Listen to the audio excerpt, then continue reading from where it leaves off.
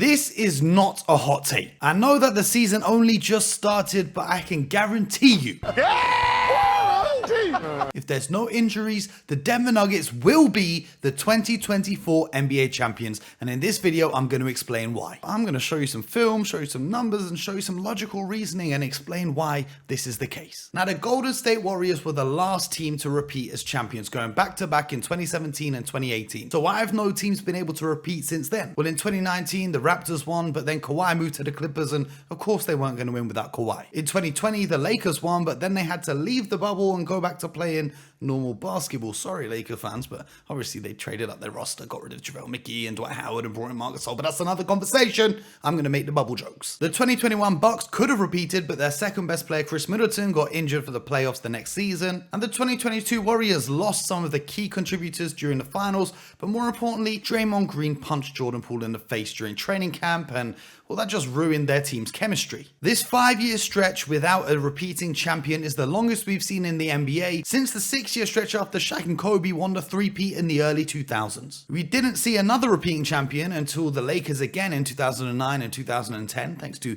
Matt Celtics being injured. So how do teams repeat? What makes a team capable of going back to back? Well, let's look at the last 15 years and all the teams that have repeated on championship rosters. Every single one of these squads featured a top 10 or top 15 player of all time, depending on where you rank. You had Kobe and his Lakers, you had LeBron on the Miami Heat, you had Steph Curry and Kevin Durant on the Golden State Warriors, and now it's time for Nikola Jokic to enter that stratosphere of superstardom. Let's take a look at some of the reasons people are saying they won't repeat and break down some film as well and tell you why they're going to go back to back. Now, first of all, every video we saw this summer of Nikola Jokic, he was drinking or he was riding horses, and then he casually strolls back into the NBA and establishes that he clearly is the best player in the world. The Joker put up 26, 13, and 8 in the first week to walk his way into the Player of the Week award as the Nuggets began the season undefeated. Oh, and he shot 46% from 3 and 62% from the field. In those first 4 games, the Nuggets held the lead for over 95% of the time they were out on the court. They're the only team in the last 4 decades to hold a lead for that long to start the season. In fact, the last team to do something like that was the 2007-2008 Boston Celtics,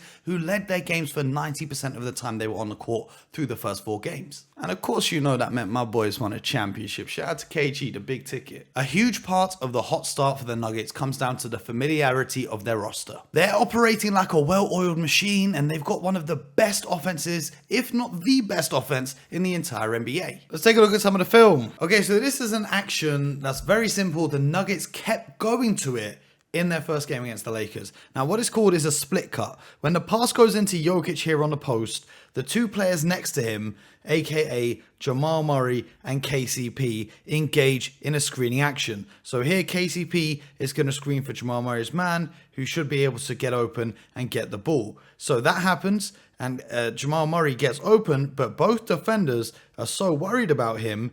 D'Lo staying attached, but also Taurean Prince is staying attached.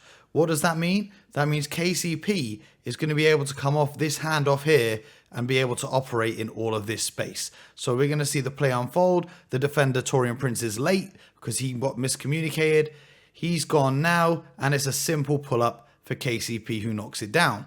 Now then, the Nuggets go straight back to this action on the next possession down. This time, it's the same thing. As you can see, Jokic has the ball here on the elbow, and Jamal Murray and KCP are going to be involved in the screening action. But this time, the Lakers are going to be able to switch effectively. So they're going to be able to switch. Austin Reeves is then going to go on to Jamal Murray, and Taurean Prince will stay with KCP. So they do that. What happens now? Instead, because they've read it well, the Nuggets have counters. KCP is going to dive straight to the hoop, in the process taking his man with him, and that is going to open up a dribble handoff like you just saw before for Nikola Jokic and Jamal Murray. So that play unfolds right there. Jokic's big body gets the screen, and now it's a simple screen roll to the hoop. So you've got Jamal Murray, who's got the ball. You've got Nikola Jokic. You know he can pull up in this area, or he can occupy Anthony Davis and take him out of the play. But watch what happens with the Nuggets. They've got so many options. Jamal Murray continues the drive, and now you've got 1, 2, 3 Laker defenders all looking at him. He can make that pocket pass to Jokic, or Aaron Gordon can rise up here for the dunk. So there's options everywhere. There's a bounce pass to the dunker spot and Aaron Gordon throws it down. Then they go to it a third time. Now, what's going to happen here is the Lakers are expecting KCP to screen for Jamal Murray again, like we saw in the previous two plays. So this time instead, Jamal Murray looks like he's about to set the screen. But what he does is very intelligent. He simply ghost screens, looks like he's about to set the screen, and then he cuts straight to the hoop. And when he does that, both defenders stay with him. And Nikola Jokic, as you can see, is lofting the pass up, and it's going to land perfectly for Jamal Murray. But he would also have a wide open three for KCP, and we know that he can knock those down as well. Now, what I love about the Denver offense more than anything is they can take simple actions and they can make them into magic. So, for example, this is called a flex action. They teach it to kids in high school. You have two players at the top, and then you have three players usually along the baseline. Now, what happens in this action is this player here, Nikola Jokic, will set a screen for Michael Porter Jr., who will then cut across the baseline. And then the player from here will screen for Jokic, who will then pop up. Very simple action, right? So you can see Jokic sets the screen here. Michael Porter Jr. can cut across the baseline. If there's a pass there, that can be an easy layup because Anthony Davis has his head turned, looking at what's happening with Jokic. So he does that. And then Reggie Jackson comes down and sets the screen on Anthony Davis, and Nikola Jokic receives the ball. Now Christian Wood has his head turned. If Michael Porter Jr. is quick enough, this would be another easy lay-in, but Jokic doesn't need all of that. He simply knocks down the jump shot. The offense for the Denver Nuggets is nothing short of beautiful. Not only that, their defense is elite as well. At the time of this video being recorded, they've got the 5th best defensive ranking in the entire league. Now, when you look at their roster, only Aaron Gordon springs to mind when you think about elite defense. But defense isn't played by the individuals, it's played by a team, and the entire team is in sync. This is what we call playing on a string. Communication, timing, they've got it all. Now, I saw this and it was just a perfectly played defensive possession. Okay, first of all, Reggie Jackson is picking up at the half-court line. Look how high the line of Nuggets defenders is. They don't want to give the Lakers any room to operate. So what we have here is we have two screens coming down and being set. We've got one here and one here. The Nuggets do a great job. Everyone switches and communicates perfectly. You see Jackson Hayes is cutting to the hoop and the defender's cutting right with him. Otherwise, this would have been an easy dunk. Okay, that's the first thing. And when that pass comes over, because it is a mismatch, he's still got the ball. This man comes across to help. And what you're going to see is the rotation. The Nuggets are going to rotate around to make the pass as difficult as possible. Because making this pass for Jackson Hayes to the open man is going to prove to be difficult. As you can see, Christian Braun comes down. Zeke Nagy comes down. And now look, Jamal Murray, he's going to go up and he's going to replace at the top. And this man is going to come out and fill. So that way, every player is attached to a Lakers player. There's nowhere for the Lakers to go. And as this happens, Reggie Jackson is going to do a good job of stunning, which means taking a half step.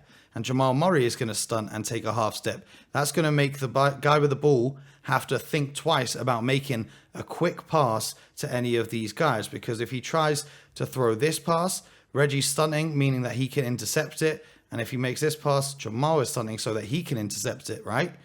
And then Jamal Murray does a great recovery on the closeout. And you're going to see these defenders pinch in here.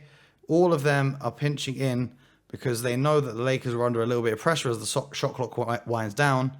They're going to pinch in here, and it's going to be a block at the end of it. That's just one example of how they're communicating and all playing together on defense. Even, believe it or not, Michael Porter Jr. has turned into somewhat of a respectable defender so far. Let's see if he keeps this up. Now, in the game between the Mavericks and the Nuggets, Luka was trying to target Michael Porter Jr., but he only shot 2 of 8 against him. He only scored 5 points on MPJ. He kept getting him into screening actions, but look at Michael Porter Jr. finally using that height and that wingspan to contest shots and make them difficult for Luka Doncic. And he gets out in transition for easy finishes.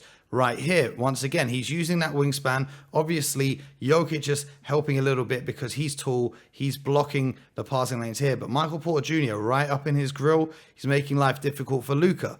The Mavericks end up missing on this possession. I think Kyrie Irving misses. They get the offensive rebound. It goes back to Luka. One-on-one with MPJ now. Michael Porter Jr. right here Once Luka gets this step, you know, they say to attack the defender's top foot. That'll be here. So once Luka gets inside here, most defenders will be beat. But look at Porter's body position. He manages to open up and with his long stride length stays with him and his long arm blocking the vision of Luka and potentially blocking a shot attempt if he was to go up for a layup, forces the turnover. Just here on another possession, he's staying patient, not reaching too much. He reaches there and he gets the steal. You don't want to reach too early with Luka Doncic. You've got to be patient. He's here. He's got a wide base. He's showing the referee, look, I'm not reaching. I'm not committing silly fouls. Staying patient. He's staying in his stance. He's moving his feet. Just look at the way he's moving his feet right here. He's just hopping, staying with Luka, and he's getting a hand up because he's reading Luka's rhythm of when he likes to get his step back going. Again, they force the screen to get MPJ onto him. He stays patient. He stays with him. And he does a great job of showing the referee, look, I'm not fouling. We know how often Luka Doncic gets to the foul line, and that's another turnover for Luka. Here again in the second half. He's staying on him. Now Luka's going to use his strength to back him down. Okay, cool. Now Luka managed to get inside to the paint, an area which he likes. But look at Michael Porter Jr.'s hands. Straight away, as Luka's contesting, his hands are up, saying, look, I'm going to do my best to contest it. Luka might make it, but at least he ain't getting the free throws. And because he's done such a good job defending him, Luka misses the shot. Another one, all alone on an island. Here he is, stays with him. See, most players would have gone. Luka could have blown by or stepped back, but he's staying attached to his body. He's staying attached. He's being physical, but he's not fouling. And once again, that long wingspan is able to contest. And then we've got one more for you right here. This is late in the game. Dallas trying to make a comeback. That's an automatic step back for Luka. But just look right here. When Luka's releasing the ball, his hand is at the point of the ball, meaning Luka's got to slightly alter his shot, and that results in, you guessed it, another miss for Luka Doncic. So right now, they're second in net rating, only behind the LA Clippers, who are about to add James Harden into the mix. And even if that goes well, do you even expect them to hold up to win a championship and still be around at the end of the playoffs? Now, net rating doesn't win you championships. Obviously, there's a lot more that goes into it. But here's some of the reasons that the internet said from an article I found that teams don't go back to back. Number one, every team and all their crowds give you their best shot, especially when you're playing on the road. Well, first of all, talking about teams giving you their best shot, the Lakers tried to do this on opening night, and look at what happened. Even big talking Anthony Davis, he said this. It was just a lot of like the talking and all the Lakers. It was just so much of that going on. Like, all right, we get it, y'all won, but I think me and Braun had some conversations like we can't wait, and proceeded to put up 0 points in the second half. As for tough crowds on the road, I don't think this factors in for the Denver Nuggets because their home court advantage is so good. Last year, they were below 500. They were 19-22 out on the road, but because they won so much at home, they went 34-7 to mean they still got the 1 seed. Reason number two, your rivals spend the entire offseason scheming and plotting a way to try and beat you. Well, simply, there isn't a player nor a scheme that can stop the Joker in doing what he does. So this isn't even a valid point. Number three, your older players age and get hurt. Well, their oldest player who's really going to be in the playoff rotation is Kentavious Caldwell-Pope, who's only 30 years old. The three players that are older than him probably won't even see much minutes when they get down to the playoffs and the finals. Reason number four, young rising players play ball for their country's team during the offseason. Well, beyond the obvious fact that Murray and Jokic are past rising stars and now they're established stars in the NBA, neither of them opted to play in the FIBA World Cup this summer, meaning they got plenty of rest. Reason number five, going to the finals means you're under extra pressure from the media obligations and you got to play about 20 extra games. Well, I just told you how young they are and I just told you that they rested all summer, so this won't even be a factor until next year when they're going for the three-peat. Reason number six, they say you lose hunger and get complacent. Well, there's plenty of fuel for the fire. Jamal Murray is consistently left out of the best point guard in the league debates. Nikola Jokic doesn't seem to care what anyone thinks. He just turns up on hoops. And the media leaving the Nuggets out of their start of season promos is probably going to spark them up even more. Oh, and head coach Mike Malone is definitely hungry. We're not satisfied with one. Who wants another one out there? No. Fuck that. I can't hear you. Who wants another one? Let's go all the way back. Reason number 7, your young stars start to work in movies and work for brands. I can't even take this serious. This is the beauty of Nikola Jokic. He just doesn't care about anything other than his horses and his family and playing basketball. Jamal Murray, just like I said, is left out of those top tier debates. So he has the New Balance deal, but he doesn't do too much for brands. That's going to affect his game. But now the last 2 reasons are real interesting. So there's 2 parts to it. First of all, you don't have any draft picks because you traded them away for future assets, or the draft picks you do have are super late in the draft. And the second part is your young guys leave for more playing time and more money elsewhere around the league. Now that's interesting because the biggest storyline around the Nuggets this summer was Bruce Brown leaving and joining the Indiana Pacers. He was a great defender, gave them solid offense, and played big minutes through the NBA Finals. But guess what? Remember I said there's going to be an X factor? The Nuggets already got his replacement. Introducing Peyton Watson. Now you might not have heard of him, unless you're a hardcore NBA nerd. If you are, let me know in the comments. Salute to you. He's only 21 years old, but he defends at an elite level. On the offensive side of the ball, Nikola Jokic and the Nuggets system create so many easy opportunities, whether it's wide open threes or scoring off cuts. Watson only played 23 games as a rookie last season, but he's already starting to knock down almost every opportunity that he gets. He's currently shooting over 40% from 3 on 2.5 attempts per game, and he's shooting 64% from the field overall. Let's break down some footage of Peyton Watson. Here you can see on defense, he stays with Derrick Rose. He forces the miss. But not only does he force the miss, he blocks him once. And then he blocks him twice because he's just nice like that. Transition, blocks the layup attempt. I can't even draw some arrows on that. He's just too good with it. Now, on the other side of the ball, he causes steals and then he gets out in transition. That's right. On this side of the ball too, he can finish. Gets away in transition. Now this was tough. He almost lost control of it. He was going for the behind the back. I saw he was trying to do. Eric Gordon read it well, but he stayed with it and got the finish. Here we go again. Another steal for the Denver Nuggets, and he's getting away, can throw down the lob. Here, I don't know why that 3-pointer was being shot. Look at the score. Look at the time. There's 2 minutes 41 left. There's 21 seconds on the shot clock, and it's a transition pull-up 3. This is the modern NBA. But don't worry, because guess what? Peyton Watson is watching the ball. He's watching the basket. He's seeing the lane clear for him, and he's going to come crashing in to throw it down again. Here we go on offense. You see this space here? Well, no one's worried about him. You see all of this space all over here? That's for him. What's he going to do? He's going to cut to the hoop. He's going to get inside. And bang! Another one. Here we go. Again, he's in the corner this time. Gives it a little fake. Gets Chet a little off balance. Drives the baseline and a reverse dunk using the athleticism. Here again in the corner this time. The defenders are closing out, but he's going to rise up and shoot it. He's going to cash it in. Here again, he's in the corner. He gets it. Is he going to drive? Is he going to shoot? He shoots. He scores. Got another one in the corner again. This time he puts the ball on the floor, pulls up in the mid-range for a little fader. So you can do a little bit of everything on the offense. Now, I'm not saying he's as good as Bruce Brown, but when you look at the numbers per 36 minutes between the two and you start to compare, here's what they look like. Now, obviously, it's a very small sample size, but if he can continue to play like this and knock his shots down and play hard on defense, the Nuggets are in pretty good shape. Now, as well as Watson stepping up, Christian Braun, who had some very impressive performances in the playoffs, is also a year older. He was only a rookie last season, and he's going to get even better this year too. So Bruce Brown may be missed, but I don't think it's such a devastating loss like people were trying to say over the summer.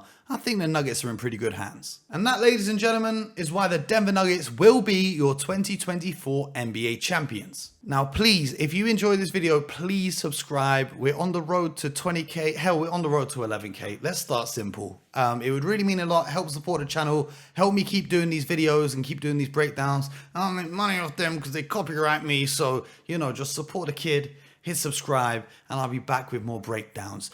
You know the vibes. Get buckets.